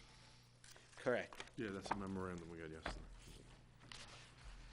Searching for that. I'll get back to that as I search through that on my files here. Excuse me, here it is. So in addition to the Kmart shopping center, 961 Route 6 was reviewed. It's a one-story building. There's not a sufficient height, and there's also setback issues. 957 Route 6, also a one-story building, not sufficient height. 926 Route 6, property owner wasn't interested in a lease. 925 Route 6, one-story building without sufficient height, setback too far from Route 6. 912 Route 6, one-story pitched roof building, not feasible for rooftop installation, and it's also set back too far. We also spoke with the property owner at 1000 Route 6. That's an undeveloped property. That would require a new tower. That is not in the town's best interest. In this instance, we're using an existing rooftop, we're co-locating, we're not creating a new structure. This is a much better alternative. In terms of the neighboring property owner reaching out to Verizon, I'm not aware of that, but just based on the public comment, you can see that there seems to be an issue with the application, and what we did was we went back to our engineers and we saw if we went to see if it was feasible to move the location to the other side of the roof. We did listen to their comment, and we are proposing that as an option. I just believe that that is a planning board design option. It is not something for this board to consider. However, as a condition to approval, we will present that option to the planning board. But again, that's a planning board decision. We're here for area variances, no change in bulk. There's prior precedent, as this board has recognized, for the very similar facility, and those variances were larger. Again, with respect to need, again, we've submitted 2 RF affidavits with respect to the need for the site. In terms of property values, there's actually studies showing that having cell service in your area actually increases your property value, not decrease. These studies have been held up in New York State court. But again, this facility will not be visible. It's not going to be visible. This is not a tower. This is not a 33-foot tall tower. It's 3 antennas that extend above the height of the rooftop and are going to be concealed. Excuse me, 2 antennas. 2 antennas. There's existing public utilities in front of the property. We've submitted visuals. We've submitted alternative designs. We've submitted health studies, property analysis. We've done our research, and we've listened to the property owner, and we did present an option to move it on the other side of the building. Happy to answer any questions the board may have.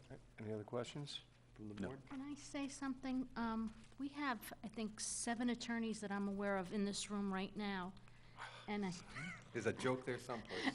and I think every one of the 7 is aware and would agree with me that we are not allowed to factor in health risks when we consider a cell phone tower. Federal government prevents us from, federal government prevents us. Am I correct? Are all 7 of you in agreement? I didn't consider it last month and not tonight either. Well, I just want to reiterate that fact, that I think every one of the 7 would agree. Am I interpreting this correctly? We can't That's factor correct. in. Pursuant to the 1996 Telecommunications Act, you're prohibited from ruling based on health impact. Based on a health impact. Correct. So what we're left with is variances on a building that exists, and we're left with parking. We are only, I kind of feel like our hands are tied in some ways, only because these variances that you're looking for, the 3 as far as area, width, depth, size, those are all already in existence. The 2 parking spots for public utility, we've granted numerous times. I mean, I have labored over this case, I can't even tell you, for the past month. Today, I've driven my husband crazy over this. And I just feel like our hands are tied. The only relief that I believe we can give is to move it all the way to the opposite side. If we can't factor in any health risks, what else is there? We have a building that already exists, and we have parking spots that we've granted in the past. Mike and I had a discussion before, and I said, well, if it was another floor of a building, I think every one of us would say no. But when you factor in a cell tower, it's more like a piece of equipment. You can't look at it as a floor of a building. Because the definition of the height of the building is the height from the ground to the deck of the roof on a flat roof or half of the pitch on a pitch roof. And Mike made the comparison. It's kind of like having a air conditioner on the ground. You can have an air conditioner on the ground. You don't consider that in your setbacks. Just as an antenna on a building, if it was a TV antenna, you wouldn't include that in your setbacks either. So, in a sense, I feel, I'm only one of 7, that our hands are tied, and I don't know any other way around this. All right, Rose, council just advised me that health considerations can be considered as It can? part of what You we have, were. you have an RFI study that was given to you by the applicant, correct? Correct. Yes. Okay, so it's part of the record, so you can consider it. Is it a determinative, should it be a determinative factor for the board? No, it should not. But you cannot deny this application based Solely. on, solely based on, Solely. yes, Solely solely based based, on that. well, you can't consider the RF emissions, which we've documented anyway, are in compliance with FCC The green is. regulations. They can consider it. So it's noted. It can't be the sole determinative factor for denying. I agree with you. Okay, all right. Okay, it can't be the sole, I- but because the. I respectfully disagree with that, but we submitted it, it's there, that's fine. Yeah, Okay. right. All right, anybody have anything else? No.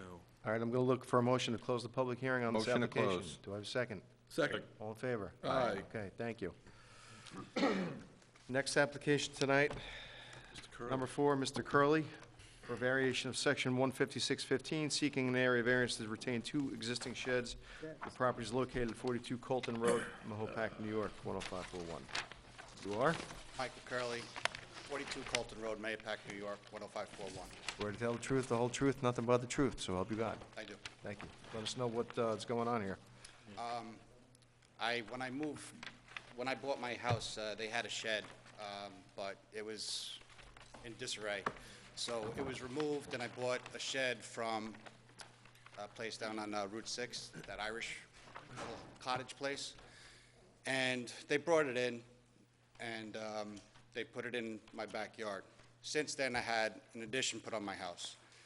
I blew out the back of my garage, so where the shed was, I moved it to the back corner where the original shed was from the previous owner. After doing so, I never realized that I needed any permission, because I already have a 6-foot fence surrounding the entire backyard. And the side yard too, right? The side yard too. Yeah, my It's on the fence plan. goes from the side of my house all the way along my property line, back onto the other side of the house for my dogs. So you didn't realize you needed a permit I didn't. for the sheds? No, I did not, and then, And a like I var- said, and I hence put them in, variance. but since then, I went and had a permit made and everything for my pool. So I have an in-ground pool now, so now the shed is actually enclosed in a fence in the backyard. Okay. Where's your, One of- s- one where's of your? the sheds, I Oh, your should say. septic's in the front, I just saw that note here now. Yeah, he put it in the front. Okay. I mean, it was out there on Saturday or Sunday, I forget which day. Somebody was there yesterday or the day before. I mean, the property is well taken care of, the sheds look like they're in good shape, but how long have they been there for? Let's see, the addition was done, I don't know if Mike can remind, 2013, 14? 13. 2013? So at least five One of the years. sheds was there since 2013. And- The other shed might have been a year later. your neighbors have any issue with them? I know they're None surrounded by whatsoever. fencing. The neighbor behind me, I don't speak to, we never, he's on Archer, I'm on Colton. He has a gigantic tree So in the provides corner of his screening property, for which it? blocks his view of the shed completely. Okay. My other neighbor, she lives right next door to me. Her and my wife get along great. She's never said a word to me about the sheds. Okay, She but- actually made a mention to me about, You sent out all your notifications, though, right? oh, I did everything you Okay. guys set up for me to do. All right. Early. I don't think there's anyone here in opposition, so I'll open it up to the board members. Mark? No questions. Mike? No Bill? questions. No question. No questions, thank you. Rose? No questions? No questions. All right, any input from the public on this application? All right, I'll look for a motion to close the public Motion to hearing. close. Do I have a second? Second. All in favor? Aye. Okay, Thank you. thanks. Thank You you. can stick around if you want, or you can, I actually have to be somewhere. okay. She said, I called somebody, she Yeah, said. you call tomorrow. You can check with Dawn tomorrow or Mike's office. Okay, thank you so much. All right. Next application is Rella, number 5, for a variance of section 15615, seeking a use variance in order to obtain a CO for an existing detached garage with finished loft, recreation room, and half bath. Property is located at 37 Hillside Trail, Mopac. You both will be speaking, I presume? No, he's here for moral support. Okay. I'm not Jerry, I'm not the owner. State your I'm name Jane- and- Jane Morlock, just a friend and her realtor. Okay, raise your right hand. Swear to tell the truth, the whole truth, nothing but the truth, so help you God. Yes, Okay. I do. Let us know what the situation is here. Well, basically, I didn't even realize that we needed a variance, but apparently when you have a detached garage with the room finished above, you need to go get a variance for the living space. So that is why we're here. Okay. This house was recently built? The garage. The garage was. Is The in structure, proce- the right. structure was recently built. And the builder didn't know? 4 years ago. I'm not sure who the builder was Okay. for that, but I know they were doing it, they had a permit in place for a detached garage without the finished area above. And then they wanted to finish the area above. So when I went out to do the inspection, We had Mike come in, yeah. I went up there and saw it finished, came back, checked the file, and of course, it wasn't finished. Went to the Board of Health to see if they were gonna get their Board of Health approval. I think you got that. We're gonna have it Monday if we get approval here today, So because they're they referred us to. at the Board of Health, almost ready for approval. Now they're here for this, because you're allowed to have garages, but the garage is for the storage of vehicles for the site, not for a room above, a party room, or whatever you wanna call it. I guess there would be concerns about an apartment, but, Right. I mean, you can't really have that without a shower or facility or a bathtub. That's what So- the Board of Health determined, yeah. I think they went out there and viewed it as well. We had that come in. Yeah, it says private garages for the storage of vehicle used by the residents on the premises. And no storage. Storage, you can do, Storage but is not living. permitted, but, all right. So technically, it's a use variance. It's a tough one. Yeah, this is a tough one. Well, it does meet all the setback requirements. There are certain, for a use variance, you have to prove 4 things that we're just not hearing from you right now. I don't know what the 4 things are. What are That's they? part of the problem. Okay. Can you, So what I would suggest is that we put this over so you can come back and present your argument that way. okay, I can't just hear what they are now and, Well, Well, you're missing one of them already, which is the financial burden. do you have any information with you, any documentation that shows a financial burden of any kind? no? All right, well, this is the 4 criteria. I'll read them to you. The first Okay. one is incapable of earning a reasonable return if used for any of the allowable uses. So you'd have to prove dollar amounts to that effect. The second one is property is affected by unique or at least highly uncommon circumstances. Number 3, will not alter the essential character of the neighborhood. And number 4, that it's not self-created. So this should be on our town site, I believe, these criteria. So if you want to, I think we'll afford you the opportunity to hold Well, I this was over. supposed to have an attorney with me, but you know, she didn't make it tonight. Okay. We had Rose 7 here definitely at can one help time. you. I know, I should have grabbed one now. Still. Do you want to say anything? No, no, there's 7. Okay, we'll hold it over then. All right, so I think that, yeah. And we'll get under the 4 advisement. pieces. No one warned me about that. All right, does anybody have any questions or comment? No. Okay. Since it's still open, I'll ask the public, but it doesn't look like anybody here is on this Can I application. ask a question, though? Sure. Because that seems a little strange for me. I just moved to Carmel, well, been here for a while. So if you go for a detached garage and you just want to finish the room above, you have to show that there's a burden or a loss of financial use to use your own garage upstairs, even if the Board of Health and, No, it's a permitted use that Mike just read, but Storage. storage only. okay. The moment you put the plumbing in But there, what it's was gonna the- what change was the the- game. If you Bit attach about it the to your money or house, if you financial attach it to the distress. house, you're okay. But why would a 3-car garage be, you know, a financial distress to get your living space built? Because it's That a I use never variance. even, It's very difficult, that's the problem. okay. No, not to build a 3-car. If they detach the Hold on, plumbing. swear. State your name and Barry address. Mallower, 2821 Fallen Walk Road, Yorktown Heights, New York. Swear to tell the truth, the whole truth, nothing but the truth, so help you God. I do. Thanks. If they detach the plumbing, does all of this go away? No. No. Unless, if they want to call it storage space and make it into storage space above the garage, then yes, that would be fine. But then it's only storage and not to be used for anything else. We'll have the conversation after, yeah, I don't. Boxes, Christmas stuff. All right, so I'll look for a motion to hold this application over. Motion to hold over. Do I have a second? All in favor? Aye. Okay. All right, and last tonight, number 6 is Baldwin Hills Realty LLC, which is Hudson Valley Federal Credit Union for variation of section 15615 and 15642, seeking an area variance in order to reduce the minimum required floor area by approximately 1,200 square feet and reduce the parking stall dimensions. The property is located at 150 Route 6, Mahopac, New York.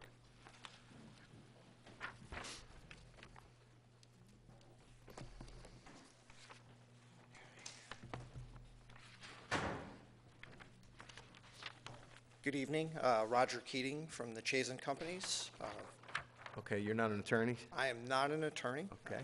So I'm not one of the 7 here tonight, so Swear to tell the truth, the whole truth, nothing but the truth, so help you God. I do. And, Okay, thank you. Roger Keating of the Chazen Companies, Glenville, New York. So I'm here tonight on behalf of the Hudson Valley Federal Credit Union. Scott Brighty, the Hudson Valley Federal Credit Union's construction manager, is with me tonight as well, but I'm not going to have Scott come up and speak. Try to keep this short for you considering tonight. Just a real quick, brief overview of the site plan, just so that you can get a general sense of it. This site was previously approved as part of the Route 6 retail project site that was done by Insight Engineering. They had previously a 5,000 square foot retail space proposed on the project site. Putnam Savings was constructed adjacent next door. The credit union's interested in the property. We went to the planning board, and we're seeking relief on the 2 items that you've noted.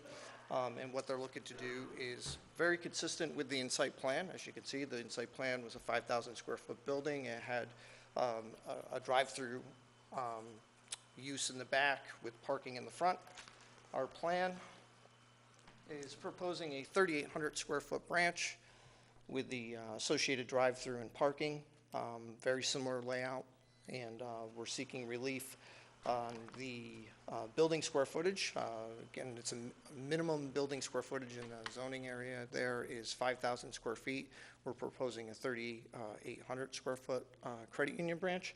This is similar to what Putnam Savings did. They had the same type of scenario with the building relief.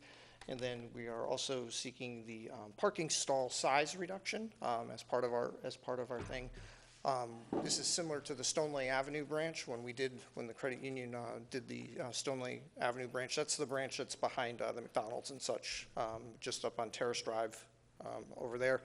We did the same type of thing with respect to the parking. It allows us to meet the parking needs for the credit union. It allows us to get that impervious reduction that the DEP is always looking for us to do.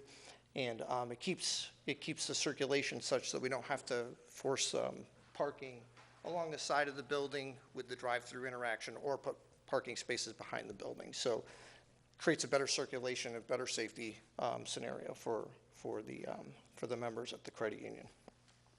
It's consistent with the zoning. We're not looking for any other relief from that perspective. And again, it's a very similar application as to what the Putnam Savings brought before you. Is there anything else you'd like me to go over based on the information presented?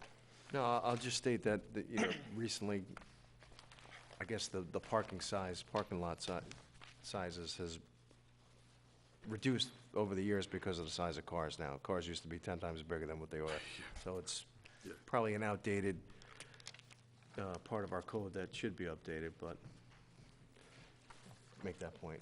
I'll open it up to the board. Nothing. Rose? No questions, thank you. Guys No down question. here? No questions. Questions? All right, does anybody from the public have any input on this application?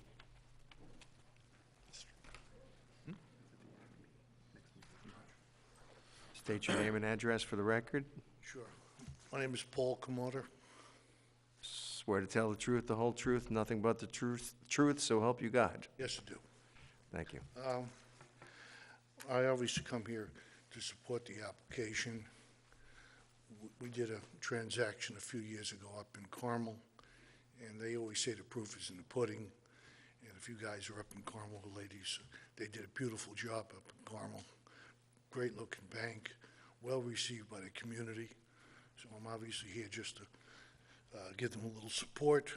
But I'm also here to follow up, because I was in front of your board 14 months ago on this same application.